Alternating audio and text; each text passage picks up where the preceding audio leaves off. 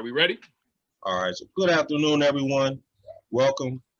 This is a sports show that is for the real ones and the real ones only. I'm accompanied here today by two of my friends here, Leo and Leonard, going to help us go over some topics here. We just want to keep it real, talk sports, college football. We had some very good games this past weekend. We're going to go into this college football committee. Are they getting it right? Do they like it? Things like that. So, without further ado, we're going to get started. And with the first question here, I'm going to send it to Leo. With the college football playoff, we've had it here since 2014. How do you feel about the college football playoff, Leo? Man, I love the college football playoff and the setup. I do want to say that previously to the college football playoff, man, I always felt that the BCS got it right. Typically in the end of the season, you've got the best two teams playing in the national championship. I don't think that the college football playoff has changed that. I do understand that, some of these mid-major teams always wanted to stake their claim or make an argument. Boise State over the years has, always been competitive. We've seen Utah emerge, and I go back to the Boise State game versus Oklahoma some years back when they ran the Statue of Liberty play and beat Oklahoma and really made a case for being number one in the country. But most of the time, 9 times out of 10, those mid-major teams end up losing at the end of the season or in the big bowl game. And it kind of proves that, the most dominant programs are who they are. In the mid-major range, those top teams, they typically tend to find themselves somewhere ranked between, 5 and 15. Mm-hmm. I don't feel like anybody gets shorted. What I like about the college football playoff is that it does add that extra game by putting those top 4 teams against each other just to kind of narrow it down. There have been years in the past where I remember growing up, like Auburn would be like the number 3 team or number 4 team that would get left out and they would win and the number 1 ranked team would lose. So they had a case for that. But by having that top 4 play, it eliminates some of those things and allows for us to get a true champion. But ultimately, again, what makes college football at the Division I FBS level exciting is that every single game matters. Right. When you look at college football at that level, the season is the playoffs. In other sports, there are so many games. It can be watered down at times. You don't got to play your top players throughout the season. But in college football, especially now with like these rules that like targeting that get a player ejected from a game, You lose 1 stud or 2, it could change the trajectory of the whole season because all it takes is to lose 1 or 2 players. You lose a game, and now you're out of the conversation.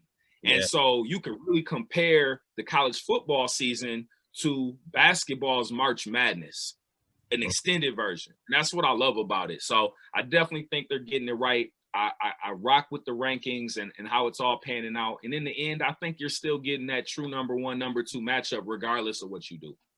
Okay. What you feel about that, Leonard? It sounds like Leo doesn't really have no love there for the mid majors. That's not good. No, I think I personally didn't like the BCS because I thought that the BCS was way too biased to the SEC. When you got a national championship with a 1-loss SEC team versus a 2-loss SEC team, I think that's a joke. But going to the playoffs, I think the playoffs needs to be actually extended. I think you need to give more teams a shot. I know that you got because every year you're gonna have those powerhouses. You're gonna have Alabama. You're gonna have Clemson. You're gonna have Ohio State, and that third team is like, who is it? Is it gonna be Oregon out of Pac-12? Is it gonna be Oklahoma coming out of the Big 12? So it's like. Right. That 4th team is always a toss-up. So, we always so used to seeing these top 4 teams, like Alabama, Clemson, Ohio State play each other so often that I do think that it gets a little watered down over time with only having 4 teams as compared to like when you watch the NFL. There's not too many teams winning back-to-back Super Bowls because you got to go through a playoff that involves 12 to 14 teams now.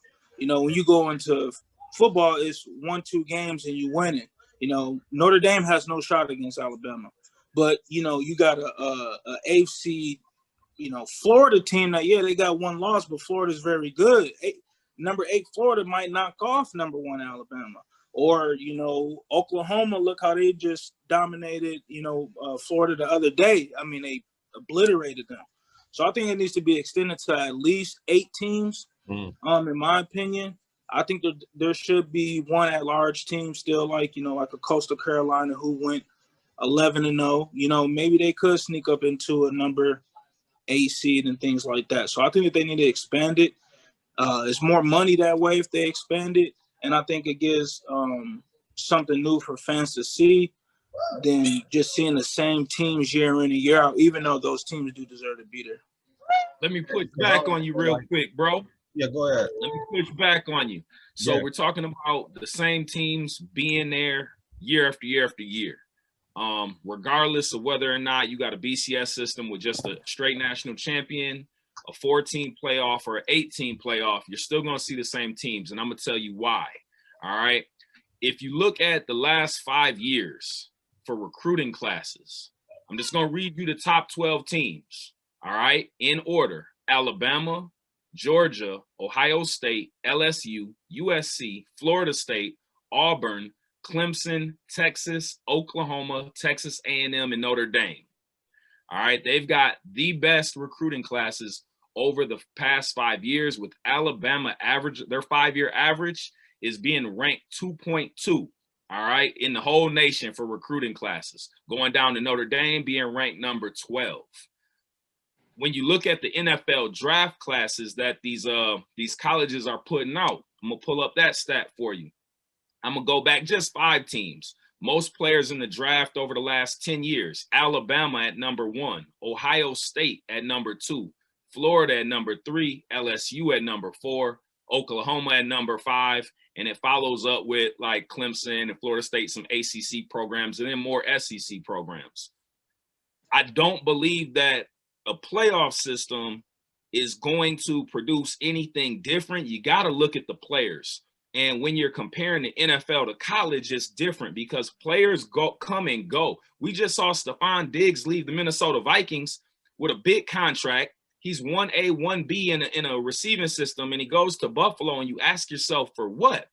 But the fact is, he's gone. With college, they're able to replenish with elite talent every single year, and it's a proven fact that the teams that dominate the high school recruiting and they dominate the draft boards are the teams that always win the championships. It aligns. And until there's a system where the college portal allows kids to just go wherever they want, we're going to continue to see Alabamas, the Georgias, the Clemsons, the LSUs be there because they're in that hotbed of talent. They're always going to get the top guys. They're always going to win 10 games.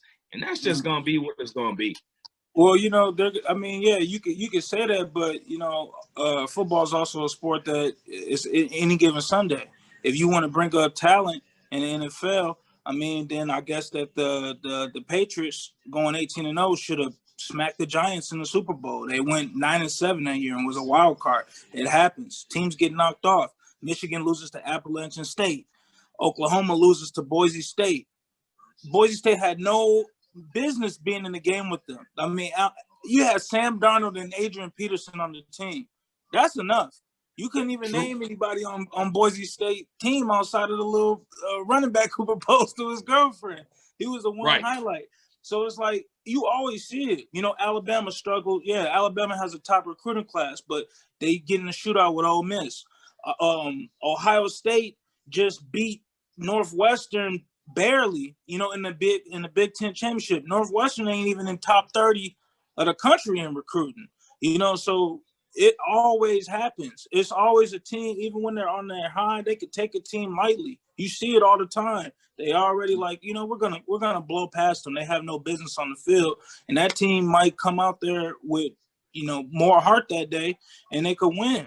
You know, so none of these, it's not like these teams, Alabama and them, go undefeated year in and year out. It's always some team that knocks them off, or underachieving team that gives them a tough game. It may be just one call away from flipping it the other way. So I feel like you got to give these other teams a chance to get that loss. If they're going to lose, you can't just be like, well, Alabama has the best talent year in and year out.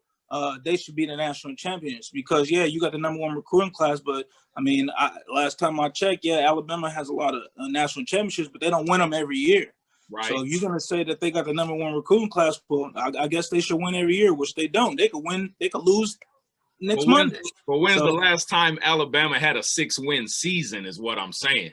They're like they're perennial 10-win team. Look, and what I'm hearing you say is that you're looking for Cinderella stories. And that's why that's why college basketball, you pick your brackets because it's like a lottery. It's a gamble. There's luck involved. And I get it, on any given Saturday, Sunday, or Friday night, anybody could win. I totally understand that.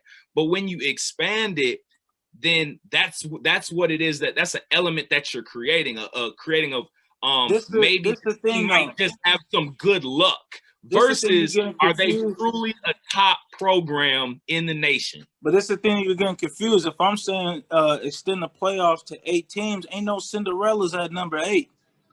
Everybody's a top program. Alabama is going to be Alabama. Look, it's always going to be Coastal Carolina ain't a Cinderella. But I'm just saying, is Georgia a Cinderella if they win at 8? That's not a Cinderella. No, because they got recruiting. Their recruiting classes in the top 10. Look at Cincinnati. Cincinnati went 10-0, lost their bowl game. Right. And they were still only number 9. They wouldn't even have been in the playoffs. You got Coastal Carolina. Yeah, they went undefeated. They was number 10. You know, they're still not even in. That's what I'm saying. There ain't no Cinderellas at number 8. You know what I'm saying? So if you're going to be a Cinderella, Boise State, a team like Boise State that year would have had to have Notre Dame on that record during the regular season. And they needed to have another top 15 opponent on the record. That's why a team like Cincinnati can't get up to number 8. Number 8 might beat Penn State. Number 8 might beat Wisconsin. Number 8 might beat Oregon. Or, you know, it's always a top. It's no Cinderellas there. These is all top programs. If you in the top 10 period, you a top program. It ain't no Cinderella. It ain't like basketball. Football is still. Let me hop in there to piggyback off of what both of y'all saying, because to be honest, I kind of agree with both of y'all. It's kind of weird. I agree with Leo in the sense that, I mean, who kind of really cares if we're getting the end result anyway that we were probably going to get in the beginning of the season? But I also, with Leonard, I agree that I would like to see if a Coastal Carolina can possibly knock off Ohio State. I mean, what's the chances of it happening? You know, it's probably very slim to none, but I would like to see it. We didn't think, like he said, Appalachian State would beat Michigan that year. They kind of just Michigan was a powerhouse that year. Yeah, so powerhouse. Just don't really know. I think that's the thing with football too.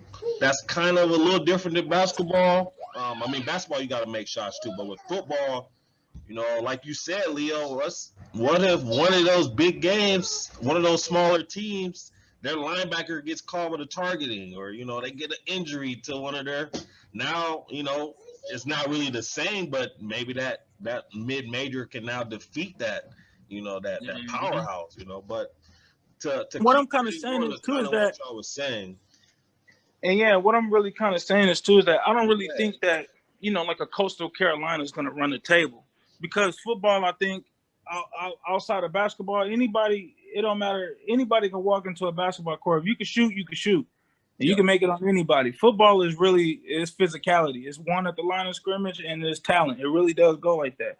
I'm just saying that, you know, it may be a year that, you know, USC might be 8-2. They don't look too great, but hey, they're in the playoffs now playing against #1 Alabama. They might get them a run for the money. They can knock them off. And but with 2 losses, do you deserve to be there? That's the question about college football. If you lost, that's your fault, to answer your question, that's what makes the season in the playoffs. Don't lose. But just don't lose. Your BCS put in a 2-loss LSU team against a 1-loss Alabama that year, and them was the 2 best teams. Ohio State, I think Ohio State was like 11-1 that year. I don't think anyone will ever forget that. So that's what I'm saying, bro. The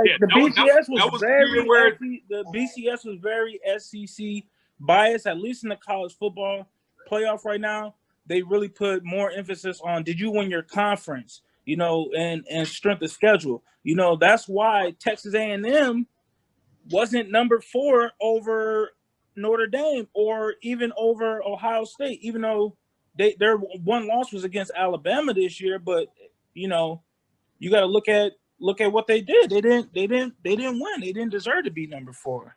You know. Right. Let me hop in there. So, Leo, I kind of got Leonard's perspective on that. It should be more teams. I agree.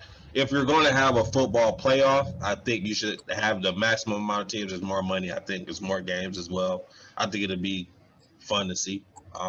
But should they, just because of the inconsistencies, maybe consider going with more teams just because you do have the playoff system, or do you like the 4-team thing, or maybe even just 6 teams? Like, what do you think about that, Leo?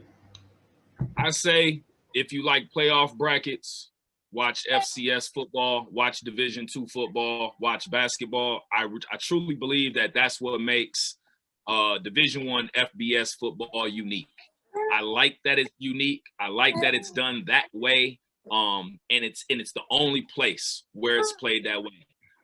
Adopting the more traditional practice of a playoff bracket is for everybody else. You know, I say you leave college football, FBS football the way it is, play for your bowl game, win your rivalry games. There's meaning to all those games. Just because you don't win the national championship doesn't make you a loser in college football. You can still walk off with that Rose Bowl championship, that Cotton Bowl championship.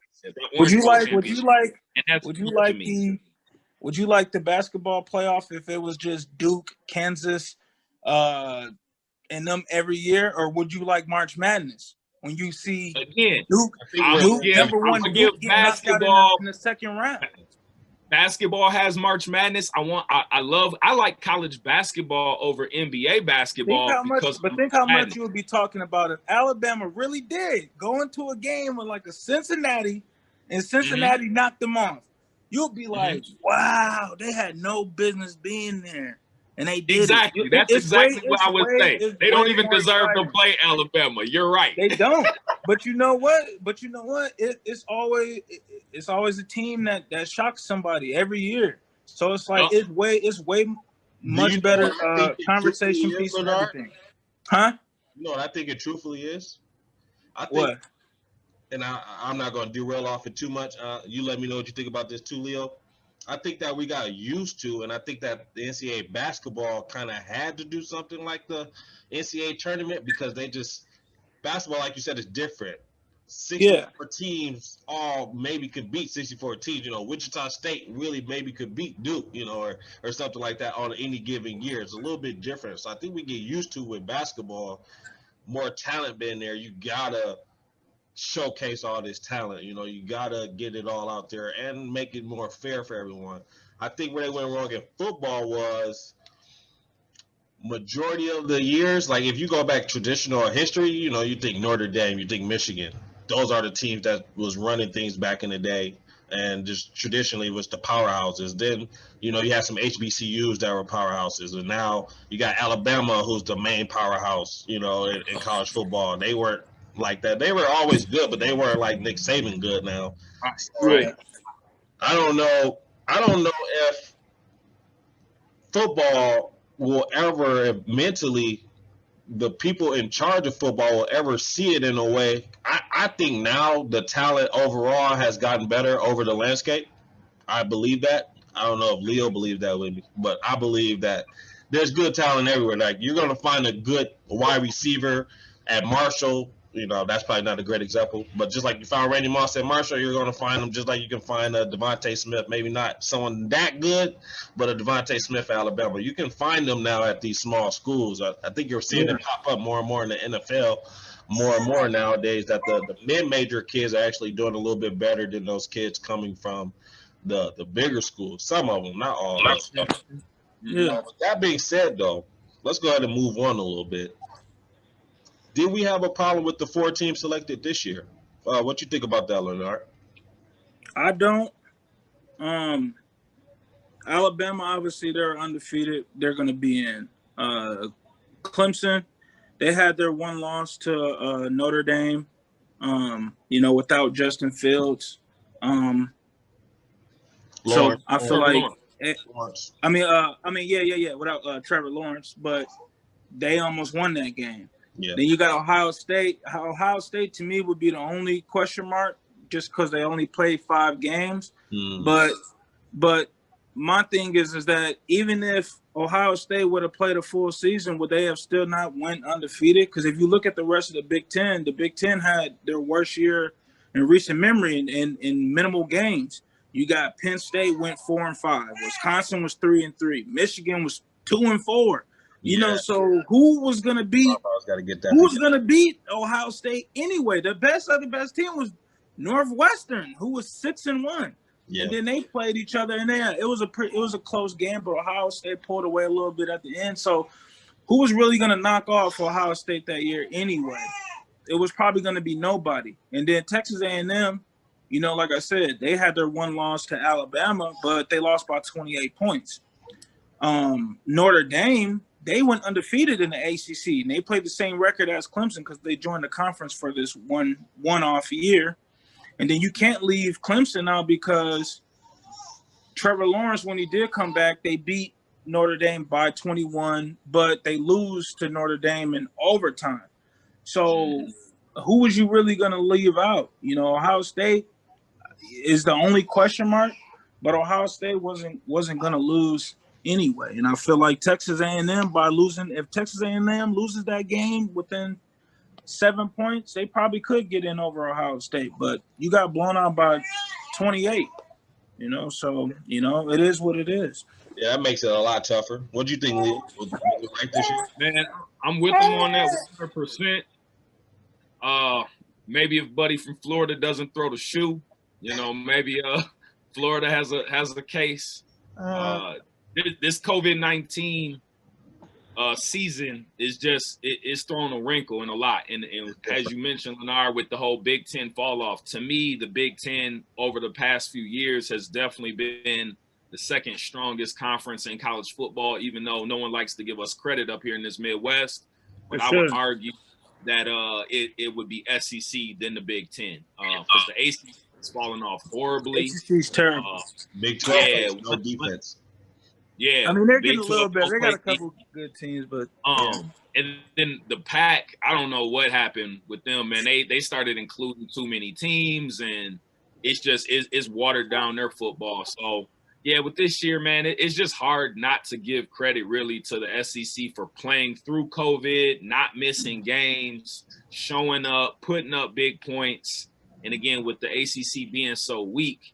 Notre Dame pretty much had an easy run at it. They just had to get by Trevor Lawrence, and then he goes down with COVID. So then, bam, they're undefeated, you know, and they probably would have took them L's to Clemson. And I still think that if Notre Dame loses that game to Clemson with Trevor Lawrence, if it was still close, I still think Notre Dame gets in over A&M because A&M got completely washed by Alabama. Like it wasn't competitive at all. You know, I hear that. I mean, but who knows? But I mean, A&M, like I said, that was really the only team. I didn't really feel like, you know, I didn't feel like Florida belonged in there. Even undefeated Cincinnati is still Cincinnati, like who they play. So I feel like they got the 4 teams right. I think everyone just hates Notre Dame, you know, because they get to the playoffs later. Yeah. So, but yeah, I was fine with the 4 teams. Go ahead, Leon. What else did you have to say about that? Man, I feel like he said it all. I feel like I have no other points to make, man. This year, they made lemonade out of them lemons, and I think we got a good quality product. I feel like that first round of the playoffs was exciting. The games were good, and even some of the bowl games. I mean, to be honest, I'm a Florida Gator fan, and to watch Oklahoma and Lil Rattler just dust them, that was fun for me, even as a Gator fan. It's like, good, y'all deserve that because your egos were way too big. You were acting way too cocky, like you weren't just giving up 50 points a game over the last 2-3 games. So, yeah, man, college football is just where it's at, man. It's exciting, and I'm looking forward to the reopening of the world and seeing what's next. I love it. So let's move on. Let's talk about what happened this weekend. We had Alabama versus Notre Dame. We had Clemson versus Ohio State. Let's go Alabama, Notre Dame first.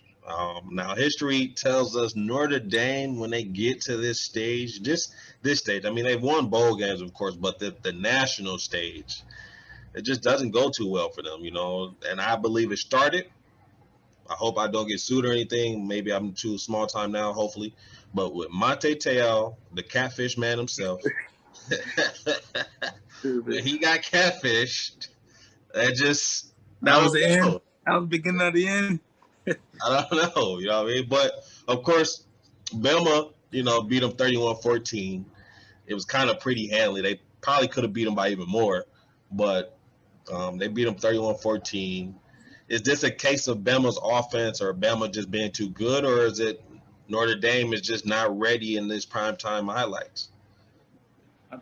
I think Bama's just too good. Okay. Because I think like Notre Dame, like that's what people don't understand about Notre Dame. Notre Dame is like one of those schools that's like, even over sports, like they're academically like a prestigious school. Like it's hard to get into Notre Dame. Even if they recruited like top talent, you still gotta have like the academics. Yeah. That's why people be so mad at Wisconsin.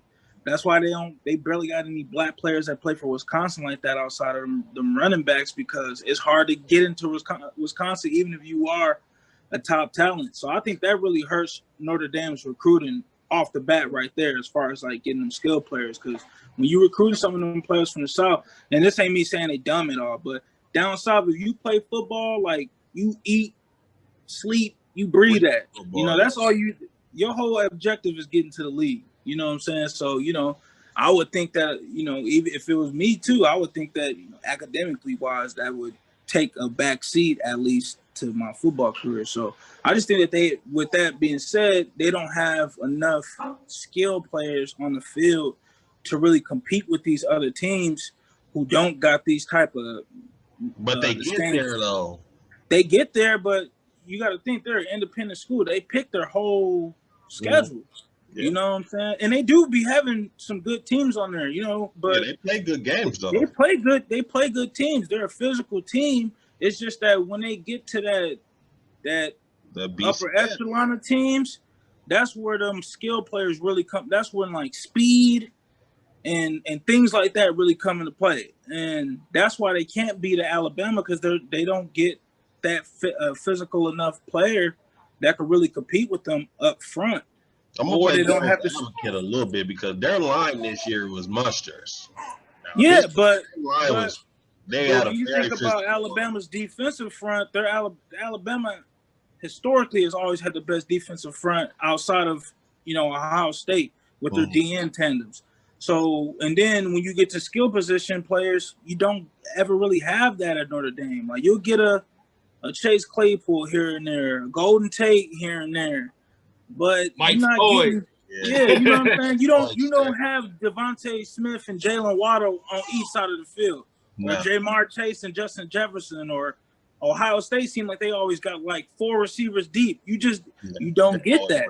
So I think that's where they always slip up when they play like a team like Alabama, and it's just that I just don't think they got the skill players. So I think it's a little bit of both, that Alabama's just that good, but I also think that they just don't recruit those skill players that when they get to those top 5 teams, they don't really match up too well. What you think, Leo? All right, I'm gonna go back to one of my original points. You just touched on recruiting classes. Notre Dame over the last 5 years is number 12 in recruiting. I totally agree with you on the academic rigor of a school like Notre Dame. It holds many schools back. Northwestern is one of the most elite academic institutions in Division I football. You got teams like Georgia Tech. People don't know Georgia Tech, every single freshman has to come in and take Calculus 1 fall semester their freshman year, because it's an engineering school. You know, there are certain schools that just face barriers. Notre Dame has a way of finding the top student athletes in the country. And so that's what keeps them, you know, year to year, somewhere between 5 and 15 when it comes down to a recruiting class. But you're right, man. It's tough to go out there and really get them dogs. I lived in Florida and coached down there for 9 years.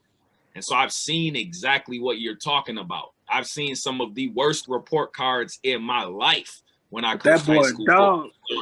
Yeah, I've watched top ranked guys eat their report card and tell me, Coach, ain't nobody gonna see this GPA. Stuff it in his mouth. I'm going to the league. And these top guys, and they get them through. They get in the program, and they get them through the program. They make it happen for them. Notre Dame, pretty much like 99% of their players graduate with a 4-year degree. They don't have a history of even leaving early. They go to that school. Those student athletes are there to get a diploma first, NFL second. What I will say is we can't throw too much shade on their program because Notre Dame is one of the top teams of producing NFL talent. However, it's typically not at running back, receiver, or corner. They'll put out some good safeties, but in 7-on-7, in the 7-on-7, Notre Dame can't keep up with the SEC. You're exactly right, and it just because they got one stud or they got that awesome tight end, when the game is on the line and the score is getting run up, can they keep up in a foot race? You could watch an SEC matchup shootout or a Big 12 shootout where the score is 50-50. I don't believe that Notre Dame on any given Saturday is capable of running up 50 points due to their lack of athletic talent in those skill positions and having game breakers. I don't remember the last time a Notre Dame running back really did anything in the league, like Julius Jones, maybe. I mean, I'm struggling. Last great receivers, like you said, Golden Tate, Mike Floyd. I mean, we're talking a decade. Like, who have they produced? Yeah, I mean, they got Claypool this year. That's really it, though. And I really think that the biggest thing, even outside of skill position, that they can't seem to hit on is quarterback, which is kind of crazy because their coach is actually known for grooming quarterbacks, but they can't hit on quarterback. They always get like a decent guy. You know what I'm saying? Like Ian Book is decent, but he's not Trevor Lawrence. He's not Mac Jones. He's not Tua. And then these other programs, they just keep reloading and reloading. Like when you could go from Deshaun Watson to Trevor Lawrence. Yeah. I mean, what can you do to that? Then you go from Braxton Miller to I was gonna say Ohio State to Cordero to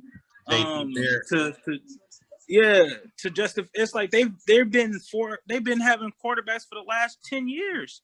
Yeah. You know what I'm saying? To your point, though, if you're recruiting a quarterback, and the quarterback says, "Well, who am I throwing to?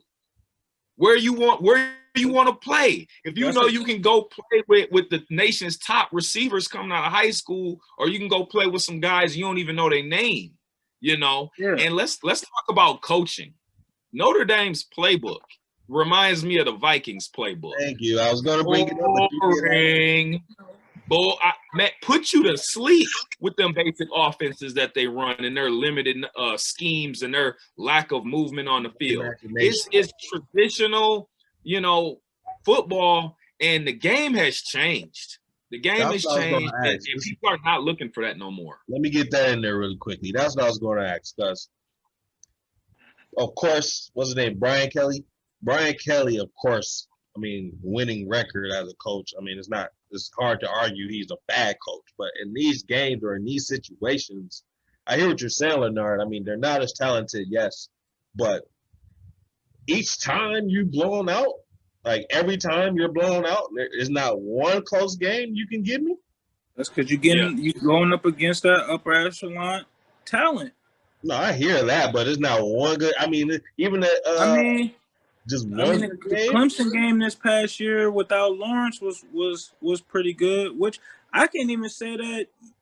I don't know.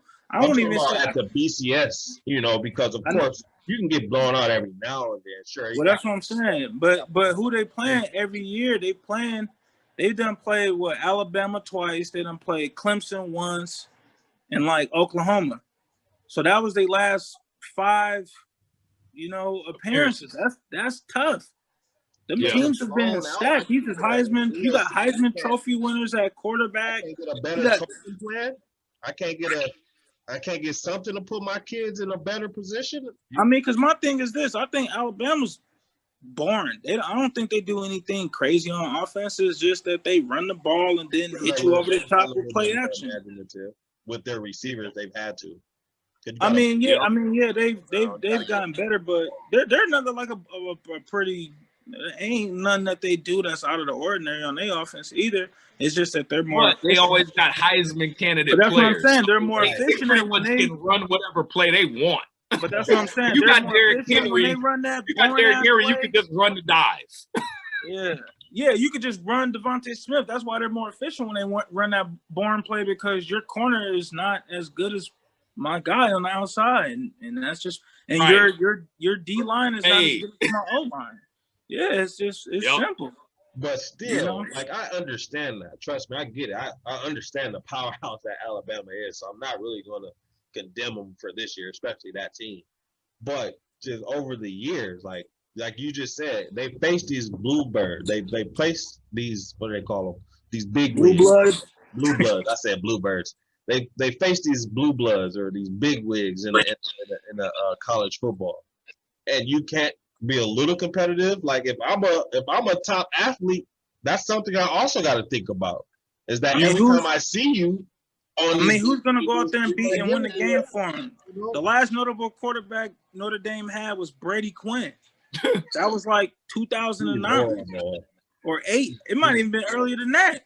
Yeah, like they don't have nobody that could go out there and win them a game. Even if you have a great running back, it's like you need a quarterback to really go out there. That's what I'm saying. I don't know if the coach is making me want to come there. If I'm a smart quarterback, even if I am a smart quarterback, what am I seeing in your system that makes me believe I can win with you at a high level? That's what I'm saying. Yeah, you know what I mean? that tradition crap is out the window. Like, nobody cares about your prestige no more. You know what I'm saying? It's especially in this generation. Like, I mean, I hate to jump off the topic of football, but look at hip hop music. Like, in the new generation of rap fans, they be like, Tupac sucks. You know what I'm saying? Yeah. It's about Notre Dame, and what they think about program tradition is nothing, because they don't even respect Big and Pac no more. So why they respect what Notre Dame used to be? I don't care about the Golden Dome. You don't even got cold uniforms. They was out there wearing Adidas shoes for a long time. Like, so I mean, it's just the little things, man, that get high school kids to want to come to your program. And I don't think that Notre Dame offers enough. Yeah, they win, 9, 11 games pretty much year in and year out. But they're lacking something. And like brother said, man, academics is huge. And who wants to go? These kids don't want to go to church either. They don't want to go to mass on Sundays and wear suits to the game. And I mean, a lot of that stuff, man, they got to change the culture. Yeah, it's a Catholic school. They go to mass. They got to wear suits when they travel, all kinds of stuff, man. So BYU is the only school on that. BYU.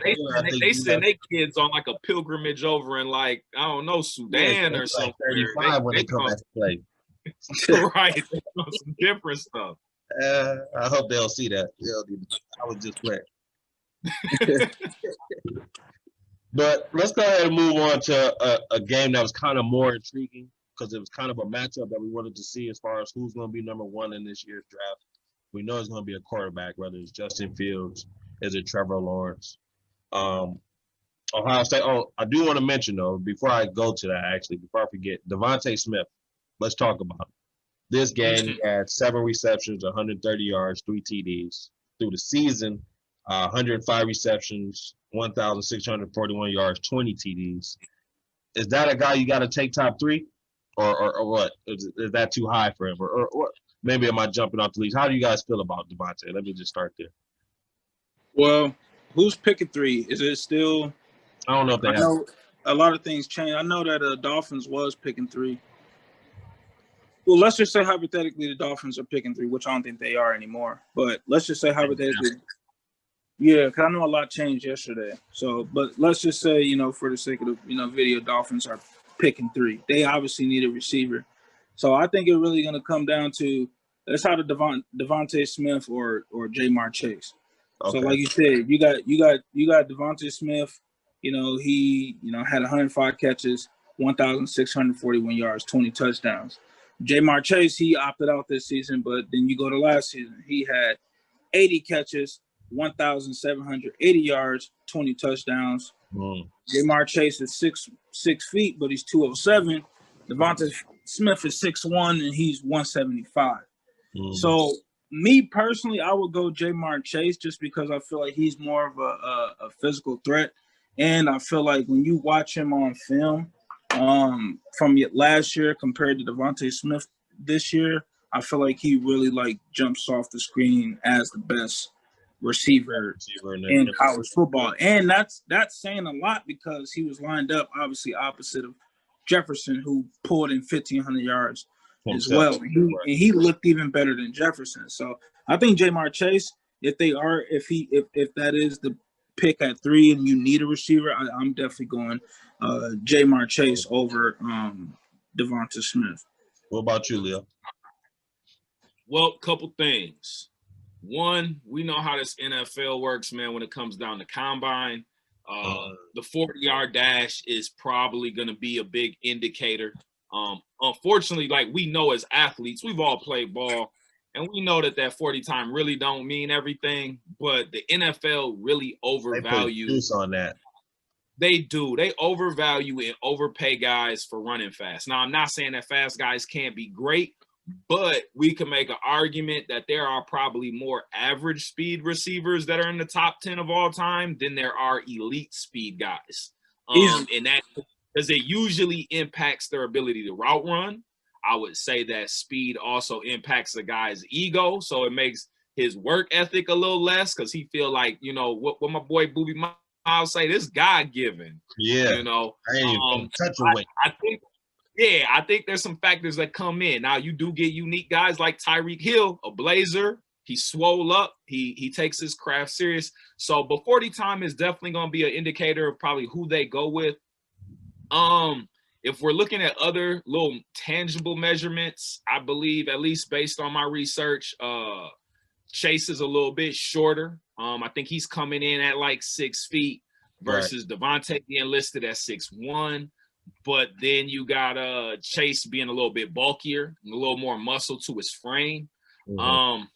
It's a tough one. I think I'll give the edge to Devontae just to push back and make it an argument that Devontae has been groomed because he's been there for so long. He's been balling with Alabama for, I believe, all 4 seasons. He's been on the field. He's played plenty games.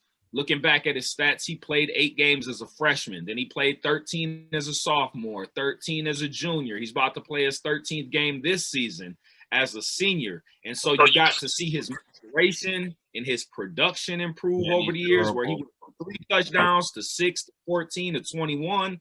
I think that maturity might play a big role as well. One thing I haven't looked at is the age of these guys. We know how sometimes guys can come out the SEC and they be full-grown men because they leave high school at 20. I don't know if that applies to either of these 2 players, but I would be interested to know, how maturity plays a role. And then with the draft class, the way it's set up right now, you mentioned Dolphins at 3, could take a receiver. Atlanta, arguably, could possibly make a case for receiver at 4. Cincinnati picking up somebody for Joe Burrow at 5. I think that any of those guys could fall 3, 4, or 5. But if I had to pick a guy, I go with the 4th-year senior, the productivity guy at 6'1". Okay. Yeah, I mean, my thing is this though. The other reason why I would take Jamar Chase over Devontae Smith is that if Jalen Waddle was on the field and he was playing, he would have been the pick over Smith.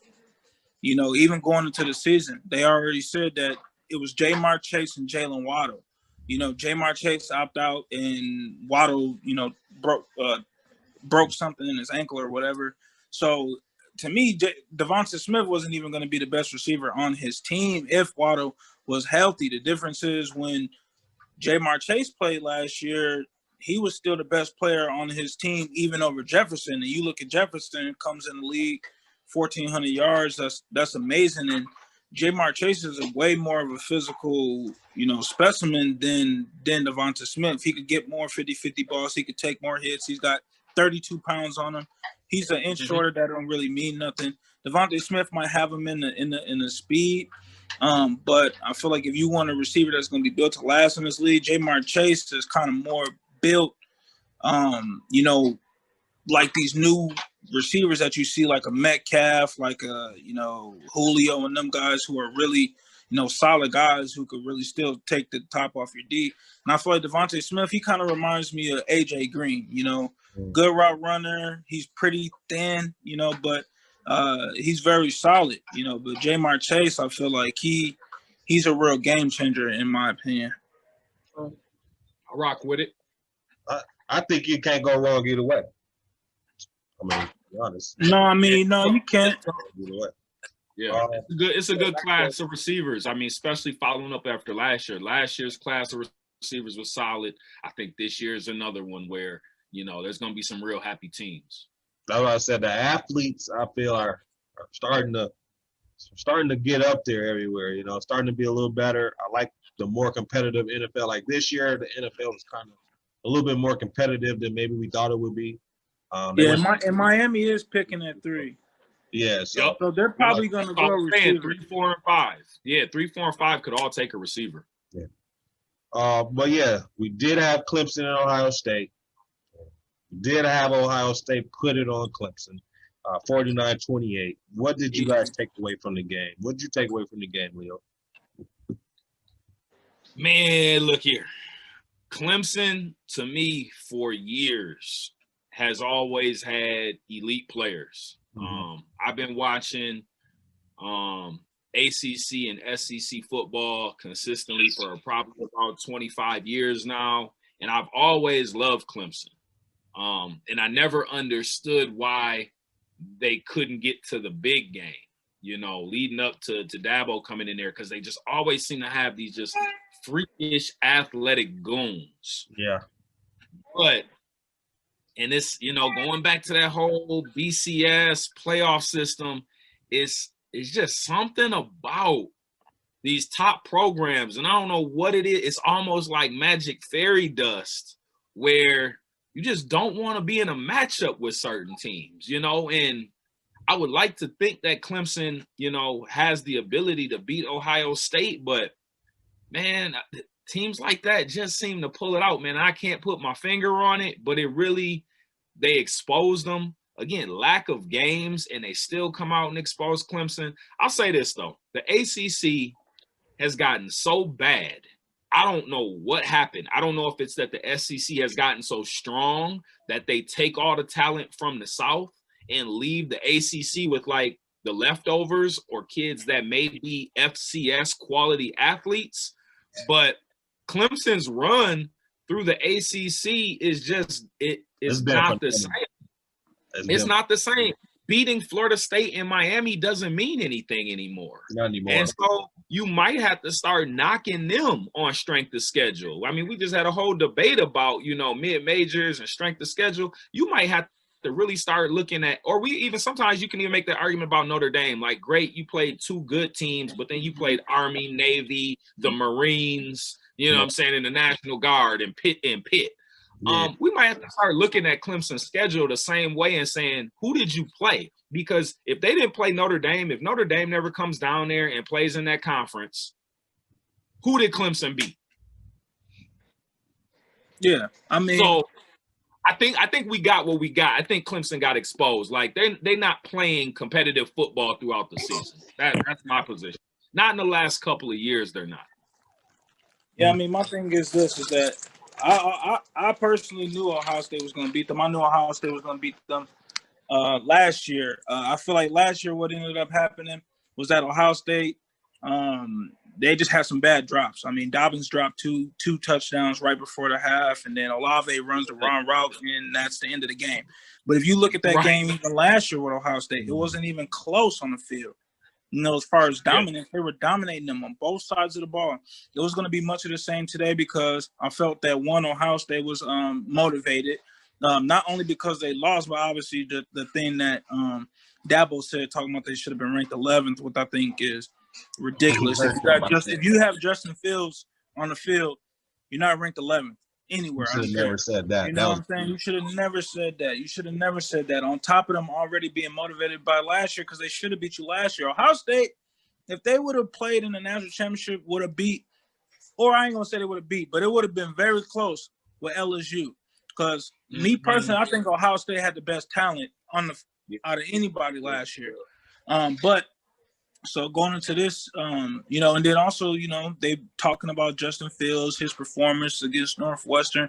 I just think that there was a lot of things on Ohio State's shoulder that gave them extra motivation to come in there and do what they were already doing last year, you know, prior to, you know, just some missed opportunities pretty much. So, so I knew that they was going to come out there and do them boys like that. You know what I'm saying? Yeah, I mean, because they had 639 yards of total offense on the boys. That's crazy.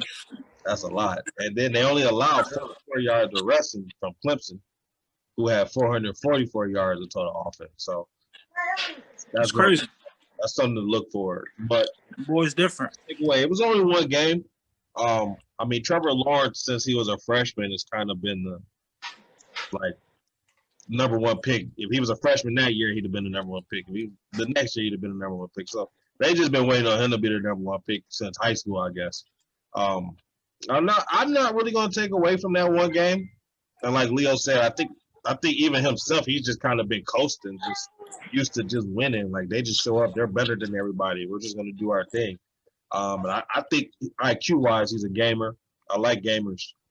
That's why I still don't like. I don't know how Tim Tebow didn't get a chance in the NFL, but well, that's neither here nor there. I like gamers, and Trevor Lawrence is a gamer. But after that performance, did that sway you guys any different, or what did you guys have them going?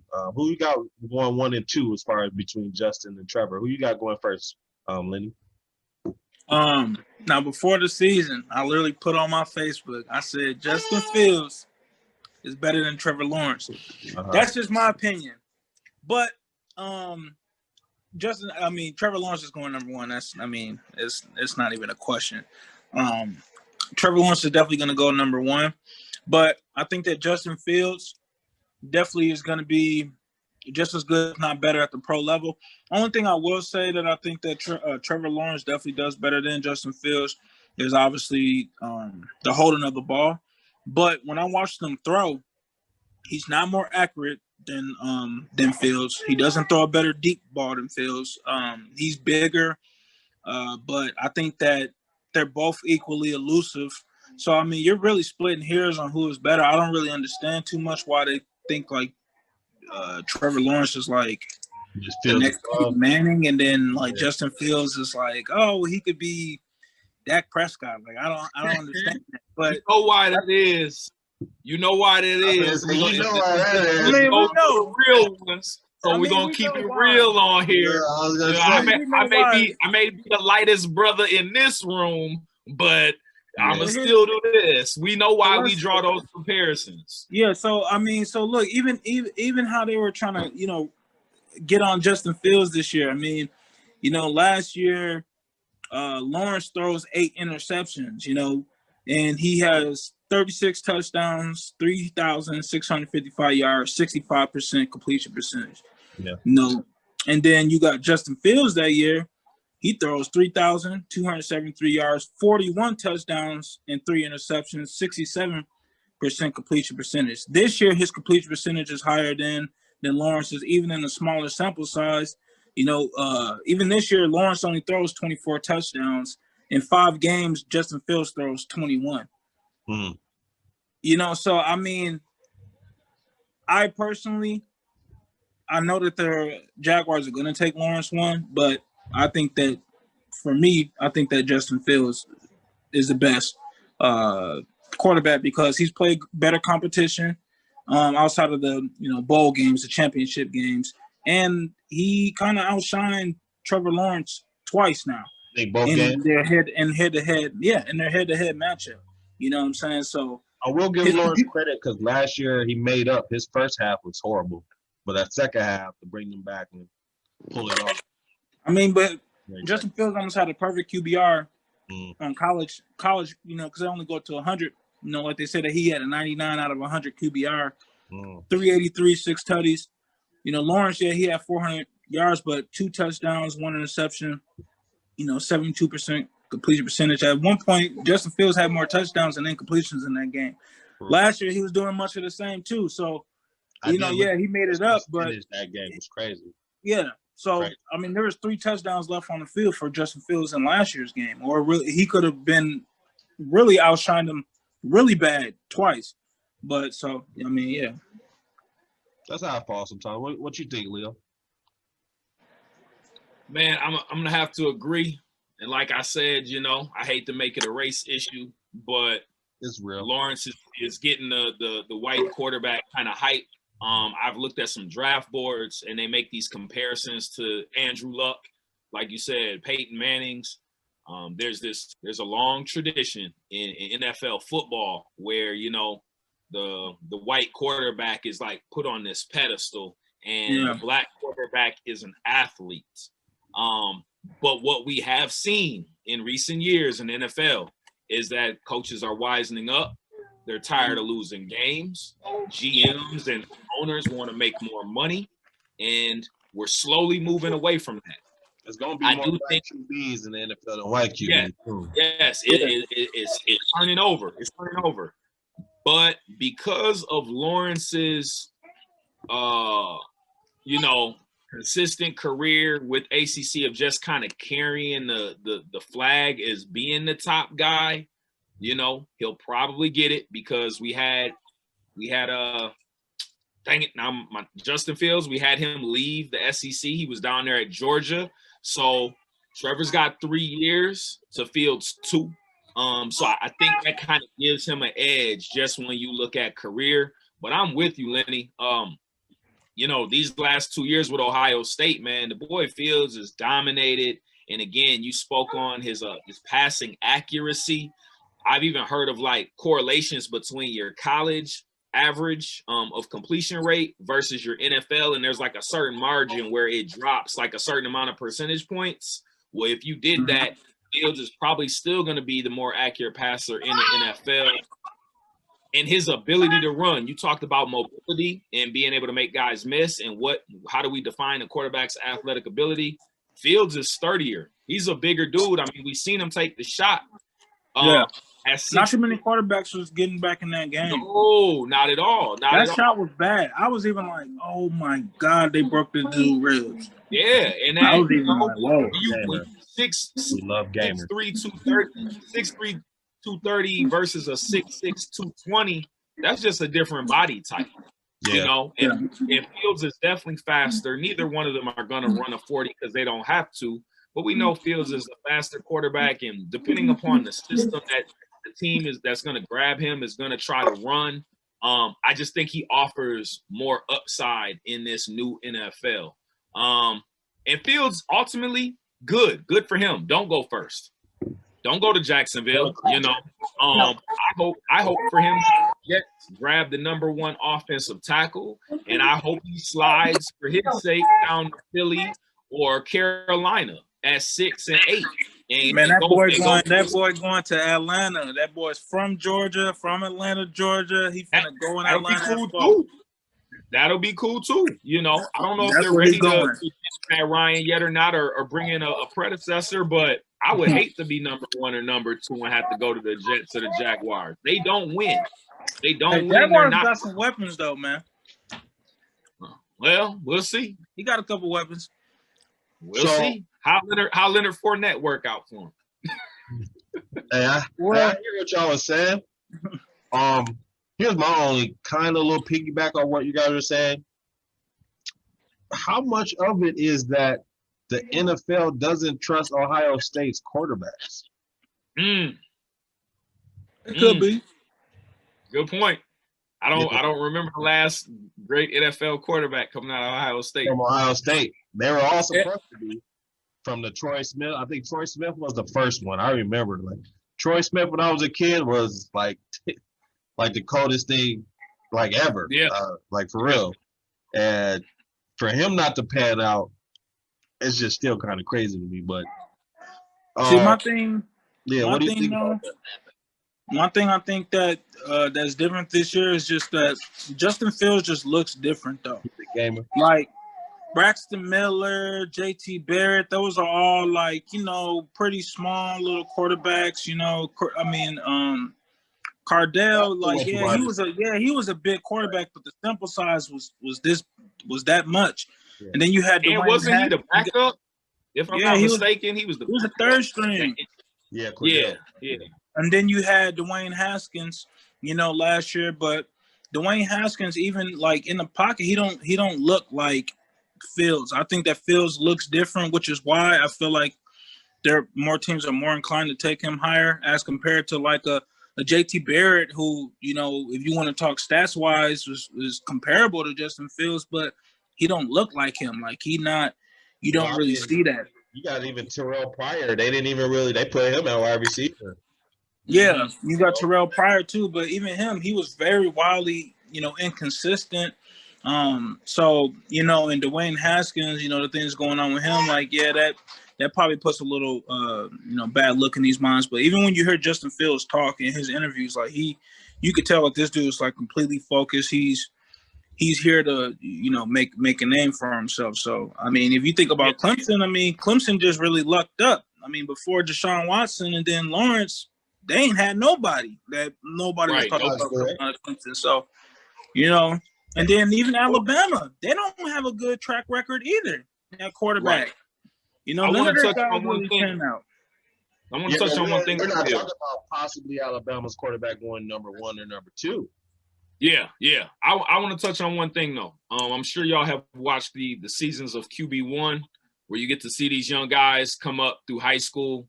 And Lenny, you spoke on the fact that Justin has been groomed throughout his life. He's like one of those kids that we hear the stories about, where they're getting trained as early as 10 years old to be an elite quarterback. So I think that he takes the game seriously.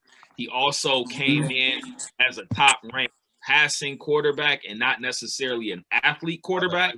He's a guy who can run. And so even though, again, his skin complexion might make you think he's a runner, but he's a thrower.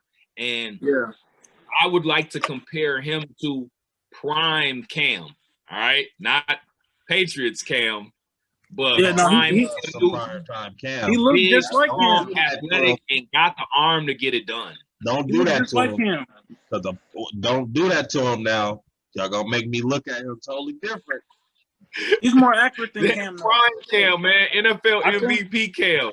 Before the goofy clothes and I still, to me, I don't know. There's just still ain't been a better. That man was just something to see. I think he can be better than Cam because he's a better passer than Cam. Yeah. And I think he's gonna take the game really serious. Like I said, I think he's been groomed to be an NFL quarterback for years, and we've seen it. I want to see it actually.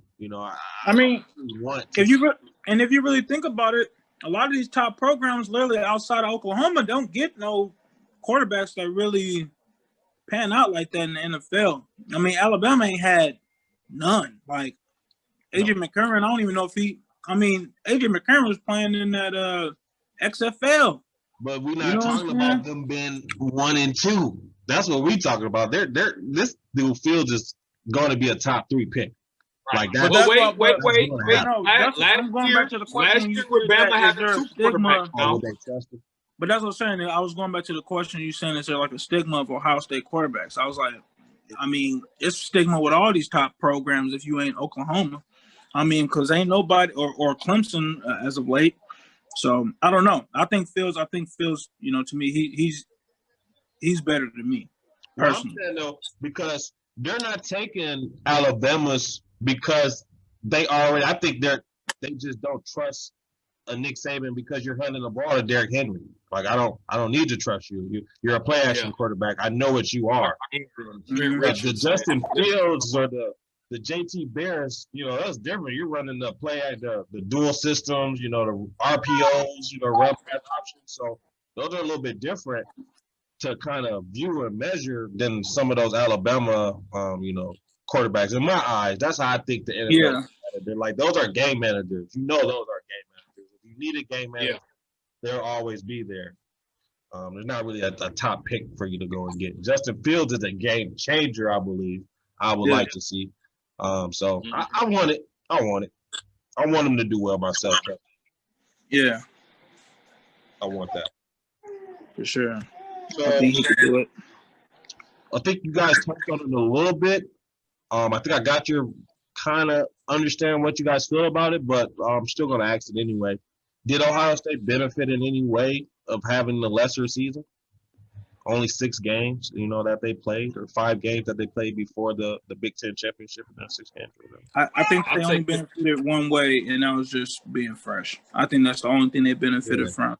Other than that, I don't really think it's no benefit because no matter who you go out there and play at any time, you got to go out there and beat that person. But they definitely did benefit from being a fresher team. Definitely didn't lose any tread off tires. However, something is to be said about getting reps, and practice reps and game reps are different. So I will say I'm a little bit surprised that they didn't come in making a lot of missteps. There wasn't no rust in there. Yeah. Now looking at, if we go back to Justin Fields' stats this year, he did throw a record high 6 interceptions in only 7 games versus 3 interceptions in his previous season in 14 games. So I wonder if there might have been like some, relationship. Yeah, just timing and things like that. So it could have worked for him both ways.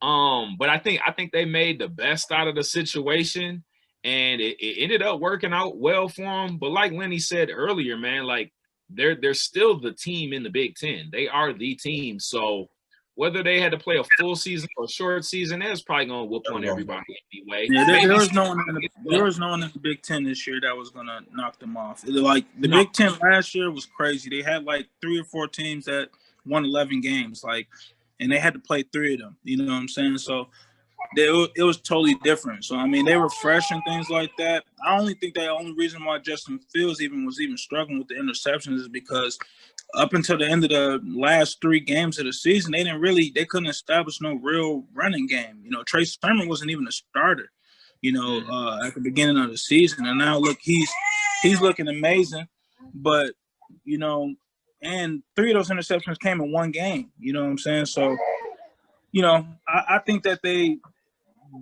timing was a little bit different because he did have to, be more the playmaker. He couldn't really rely on the running game too much. Yeah. But the team as a whole, I just think that they were just a little bit fresher than everybody else. But at the same time, you gotta play who's in front of you, and they can't help who they play. I mean, that's just how it goes.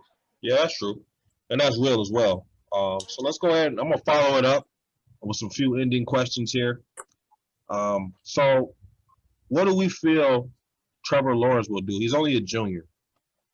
Is he forgone? Is he clearly gone, or do you think he's someone that says, I need to come back my senior year, I need a Heisman Trophy, and I need another championship? Maybe he doesn't like how they were just blown out, like that. That happens to some people. They will stay for their senior year, but how likely do you guys think that will happen for him? I think he has to go. The risk of injury is too great. Mm-hmm. We don't know what to expect out of this COVID stuff. I mean, in a perfect world, we like, oh, COVID is gone. Next year football season is perfect. We don't know that. The NCAA really hasn't even come out and said what they're doing as far as the recruiting. We know that the portal is wide open. Players can transfer. If COVID is still a problem, players may sit out. I just think that this is a time, man, where you gracefully bow out and say, man, let me just go get my money. I'm already projected number 1. Mm-hmm. I'm not going to gamble with life in America right now with this COVID stuff. Like, there's just too much risk involved off the field just as much as there is on the field. Mm-hmm. Because what if he doesn't go and then he gets COVID next year and misses a bunch of games, or, catches a severe illness? Go catch that bag while you can. That's what I would say. Yeah. Yeah. Just to piggyback off that, I think there's no way he comes back next year, just because there's too much uncertainty with COVID. You don't know what's going to happen. They already missed some games this year, and he missed the game because of COVID already this year. If I'm going to miss a game, I'd rather be getting paid for that game. You know what I'm saying? So I'm going to the league. I'm already going to be number 1. You don't have anything else to prove. It ain't like he's Joe Burrow, who was projected 5th round last year. Then he has that amazing season and goes number What one. if inside he just needs that Heisman Trophy? He don't. He need that ring. That's what he need. He don't need the Heisman. Quarterback. That might be the biggest jinx of all time. I don't want that Heisman. Here's my thing. If he was gonna win the Heisman, he would have already won it. If you ain't won it yet, you're not gonna win it. Manning didn't win it. Huh? I thought that they penalized him as a freshman by not giving it to him because he was young and they were just expecting that he would eventually win one. But yeah, I think he just needs to go. Yeah, he don't. There's no reason to stay. It's just too much uncertainty, and then plus, the NCAA also saying that any player can earn another year of eligibility. You know, a lot of these teams might look the same next year if they players don't want to go to the league. They don't want to go. It's gonna still be a lot even tougher. You got these players, possibly some coming back, a whole another recruiting class coming in. Some of these teams are going to be pretty stacked. Next year if there's players that feel like, hey, I want to raise my draft stock, but that would be really the only reason why a player would come back. If they're not, really projected high. I feel like he's one. Like, you're number one. You're finna get guaranteed $30 million, in April. You got to get up out of there. Got to go get that money. Yeah. I wish somebody told me I was guaranteed $30 million in April. You had to get that money up. For real, like, he got to get it up, man. We know what's coming. Alabama, Ohio State. Let me know, who you got. I need to know. I'm going to tell y'all right now, I'm going with Nick Saban. I just have to. There's no other way. I'm going with Nick Saban. I believe myself, the reason why I just think Najee Harris, actually. I believe both teams have to establish the run, actually, to win, but I just believe that Najee Harris himself will emerge this particular game. I think Ohio State actually has the athletes, unlike most other defenses, to stick with or run around with Alabama's wide receivers a little bit more. So it's going to be important for Najee Harris actually to continue to do what he's been doing as a big back and putting those pounds on those guys. But what do you think about that, Leo? Who you got? Man, I was hoping you were going to let me go second. No. Man, look, from the Midwest, from Minnesota, I want to root for the Big Ten. Yeah. Just got them talking about how much we absolutely loved Justin Fields. But we also talked about lack of games versus playing a full season, being ready for the big stage and the big moment. Ohio State did show us that they're resilient. They started out down. They looked like the game was going to be ugly, so we know they can battle back, and we know Justin Fields is going to take a lick and keep on ticking. But, man, I mean, if I'm a gambling man, the smart money goes on Alabama. Have they been upset in years past? Yes. Have they lost a couple of national championships? Yes. But if I got to put, like, my house on it, I just got to go with Alabama, man. The running game is crazy. Arguably the number one receiver. We just had a whole conversation about that. The offensive line and defensive line always has first-round talent. And Nick Saban is an elite coach, and people buy into the program and what he's selling. It's hard to go against him, so I'm going to have to put my money on Bama, even though my spirit is with the Big Ten. So I want Ohio State to win, but I'm betting on Alabama.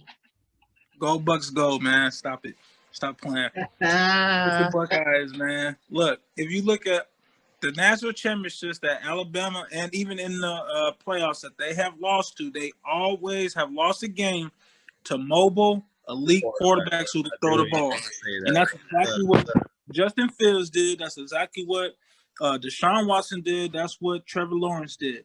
Yep. All of them guys knocked off Alabama, which I don't think any of those teams that beat them outside of maybe Ohio State's team in that semifinal were on both sides of the ball as talented as Alabama. So I think that Mac Jones is not going to be able to get away all day. Ohio State has an elite front four. I mean, Alabama does too. I think Alabama has a slight edge in defense. I think Ohio State has an edge in quarterback, obviously. Alabama has the better weapons, but for Ohio State system, those guys always make plays, and no one on the field is going to be faster than Olave running that daggone seam route. And Trey Sermon has really came on. You know what I'm saying? He's a big back just like Najee Harris. I think that if Alabama is going to win this game, it's not going to be necessarily just by passing the ball. I think that they will have to grind it out. But I think that I think Ohio State can, hit them over the top more. So I'm going Ohio State. I'm not a fan of Alabama at all. I'm not even being biased. I really do believe that Ohio State finna knock them boys off and send them boys back to Alabama. Back to the Tuscaloosa. Yeah, man. back to Tuscaloosa, man. And I think that boy Nick Saban retires in like 2-3 years, man. He Chuck Day got them boys motivated, man. They I think they're gonna have to build a statue of Saban. They're gonna have to roll him off the field in a wheelchair, or there's gonna have to be some type of scandal that come out like Joe Paterno. I don't think Nick leaving, man. I don't think Nick's leaving. I think he's just gonna do it till he got dementia or something, man. Yeah, he literally can't. Because I don't know how Joe Paterno was even still coaching at his age. That man. He loved it. About like 85 or something too, man. Just legendary. It's gonna be a good game though, man. Alabama definitely on paper should win the game, but I just think Ohio State. I think Justin Fields is just gonna be such a difference maker in this game that I think that if Justin Fields does put together another game like he just did and he can knock off this Alabama team, he's gonna make some people question if he should go number one. It's gonna be a conversation because you got to think if Urban Meyer takes that Jacksonville job, why wouldn't you go pick up your guy who you recruited? I'm just saying that is a question. He may not think Trevor Lawrence is better than his guy. Mm-hmm. Think about that. I get to draft my guy and play with him for the next 15 years possibly, and we could probably do some noise. Hey, it's good. It's gonna be a real conversation if he's the coach. That's interesting. Right. That's a very interesting perspective. I would like to see it. Yeah, it's gonna be crazy if he take that job, man. It's like I want to see him. I want to see him in the league, man. I want to see him in the league. I do. I would like to see what he would, how he would. Yeah. Change. Like I said, I think his first couple years for sure be explosive. Then I want to see how he can innovate himself. And you got to think he recruited Joe Burrow too. Let's not forget he was a Buckeye up until a couple years ago. That's his guy too. Yeah. Yeah. So I don't know. I think it's gonna be a good game though. Yeah, I believe so too. Give me a score though, Leo. Whew. Oh, now you ask. Yeah, tough question. Score.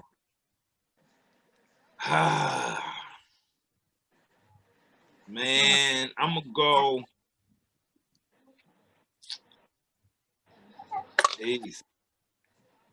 42-28 Alabama. Damn. Hi.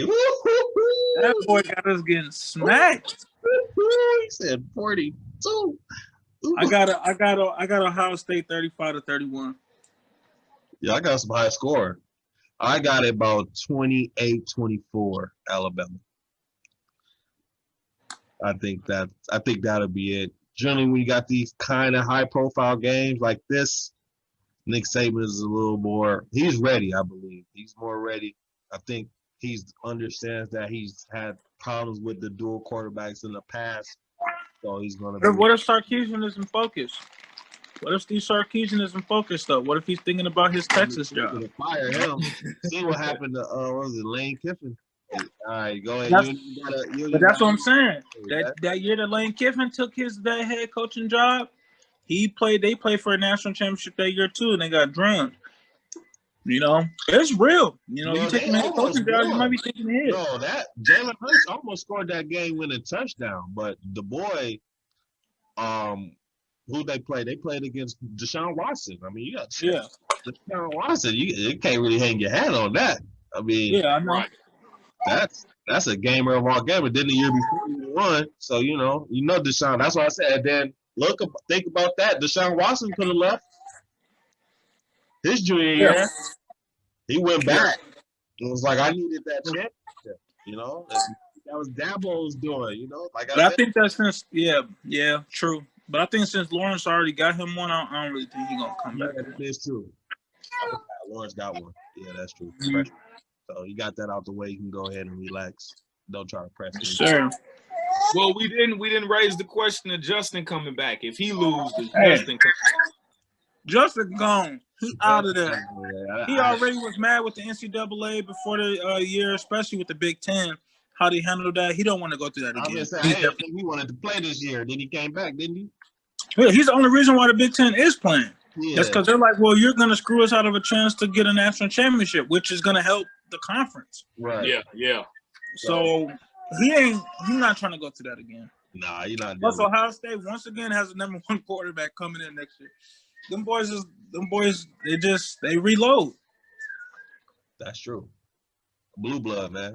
Who don't want to go to Ohio State? That's a school like you're definitely going to choose them over Notre Dame. For sure. Mm-hmm. Well, I appreciate y'all for joining me, man. It was very, very interesting. I love both of y'all's perspectives. Yeah, I'm very, very appreciative of this moment. Trying to get things going for my show. I would love to have you guys back for sure. I know you guys will be back soon. Back together or separately, whatever, blah blah. I kind of liked it this Max because Leo's a little bit older. He's not old. I ain't gonna call you old school yet. Leo's a little bit older, and me and Leonard are a little bit younger generation. So we got to get kind of a very broad perspective here today. I kind of hope that you guys got to enjoy that as well. More than anything, I wanted to bring you guys realness, and I think that we accomplished that today for sure. For sure, man. Appreciate you having me, bro. You want to show that off a little bit more? Yeah, man. Let me get my drop in. You know what I'm saying? Yeah. WeEatinLifestyles.com. Check it out. Again, that's WeEatin, WeEatin, lifestyle.com. New clothing line coming right out here out of the Twin Cities. It's starting to go national, picking up a lot of buzz. Man, just really great quality clothes, high-end materials, really built to last. Great brand. Again, it's a lifestyle. It's not just about clothing. Just last week, we did a huge food drive, and we donated hot meals to people who are suffering from being homeless right now in the winter. So we went into a lot of the encampments in the small tent towns, passing out Soul Bowl, hand-to-hand, person-to-person, having conversations with people that are in the street, that are trying to figure out their way. This country's a mess right now, man. We got a lot of people suffering. So again, if anybody out there watches this video, you can support us as we support the community, because our business plan is all about giving back to the community. The dollars come in, we put the dollars back out into the streets. So that's what we eating is all about. I can't eat if y'all can't eat. Second thing, man, got some content getting ready to drop. I got a team of former collegiate football players that I've been training and working out with since they were in high school.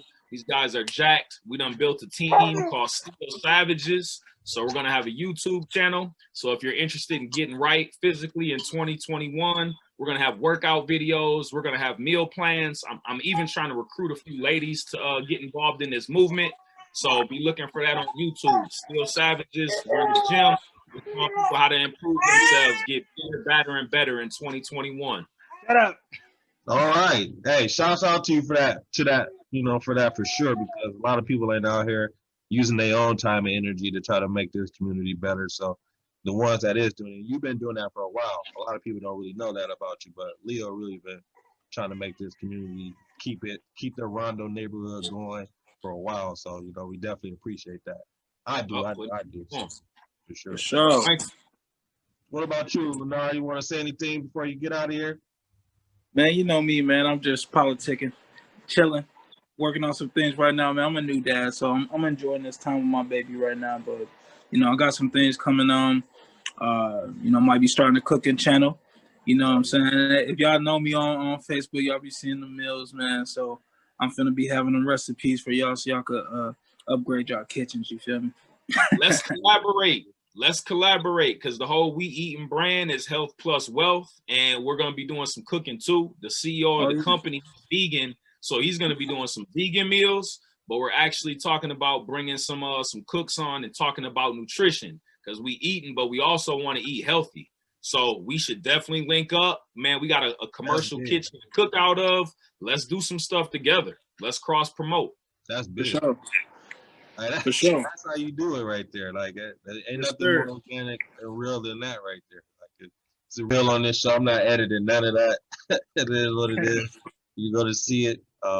You know, be looking out for this, man. More content on the way. Like I told you guys, I'm gonna try to feed you guys as much as I can. And then have lovely guests like this on as well that are just gonna keep it real.